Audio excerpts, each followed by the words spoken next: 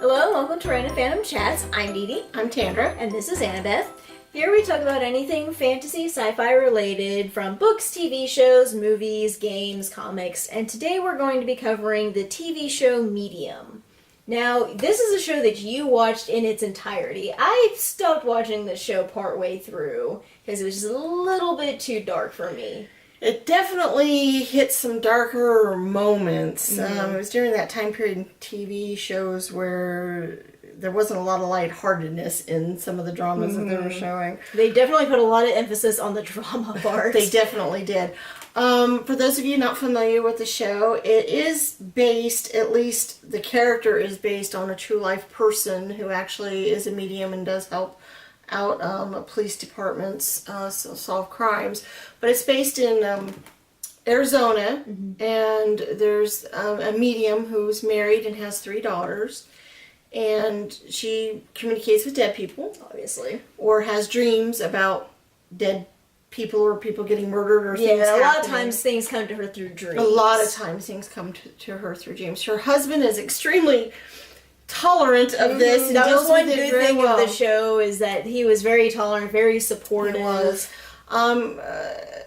There is spoilers in this vlog for those of you who have not seen it. All 3 of her daughters start developing some medium abilities or different psychic or paranormal phenomenon throughout the show, which makes for some interesting episodes.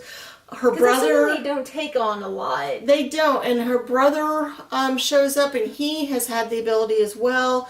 And he tries to drown it in alcohol, because that is one thing, I guess, when they drink a lot, it kind of suppresses it. So yeah, suppresses the ability somewhat, and he doesn't like having the ability, so he... I can understand that, to be honest. Yeah. Especially with the way that they see dead people. It's very emotional to them. And it's very real in a lot of ways. Like, it when is. Ghosts actually come to them, a lot of times they can't tell the difference between them and the living. Yeah, they're just talking to them. They don't even realize it's not a real person at first.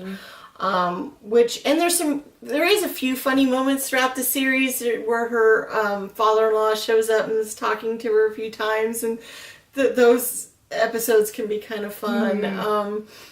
But it deals with just basically their everyday life and whatever particular murder she sees or is trying to solve at that moment. And there are, of course, issues with her abilities and the things. And, of course, when the daughters start showing abilities, how they're going to handle that and how they're going to deal with it. Especially because her youngest, I think, was only a couple years old or towards the end of the series, right? No, when she was... Well, at the beginning of the series, she's only a baby or a toddler. I thought she was a toddler towards the end of the series. And a baby at the beginning. Yeah, no, the series ran 7 years. So, and she'd had all 3 kids by the time the show starts. So, so the oldest daughter, I think, when the show starts, is a preteen, maybe. And then ends up being maybe 14, 15 when the show ends. Possibly somewhere in that neighborhood. Well, she was definitely a teenager, because I distinctly remember an episode where she has a premonition while learning how to drive. Okay, so she was definitely became a teenager at that point. So, but yeah, the show it can have some pretty dark moments. The scenes where they're showing whatever it is that she sees and what she's having to deal with can be very intense. The music they decide to play. It can also be kind of graphic sometimes. Sometimes it was extremely graphic, and you could definitely, it makes your heart pound, and you almost feel like what she's feeling when they do it. So they did get that part pretty intense. That intensity was part of the reason why I kind of had to put the brakes on that show. You were kind of young when we were watching it too. You might be able to deal with it a little bit better now.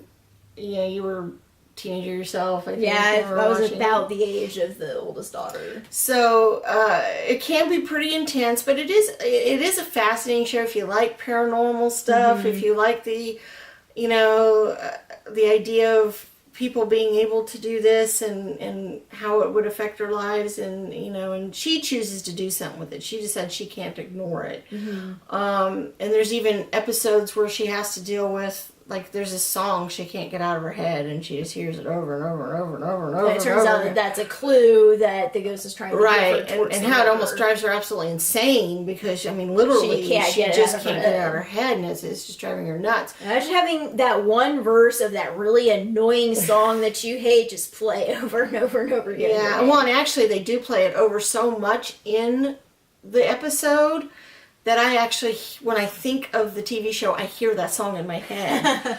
Believe it or not. So yeah, I guess they kind of associate with it. And like I said, it's interesting that they have the kids that have some of the abilities and some of the different things that they can do because it comes to them so naturally. They have no clue that this is even something. Yeah, a lot of times when they talk about kids and being able to see ghosts, of course they usually do the thing of, oh, you know, so and so has an imaginary friend and it turns out to be a ghost or whatever. But they present it in a little bit different light that, you know, it's actually a gift that they can see ghosts, period. And like their mother, they really see them as real people and don't even realize that they, you know, aren't there. And she ends up having to help them, you know, like the little one especially, I think, ends up talking about, you know, a particular person who's dead or something going on and you know, come to find out there's something that needs to be done, and of course the little girl's too little to even have a clue or whatever, and so the mother helps her, you know, with it,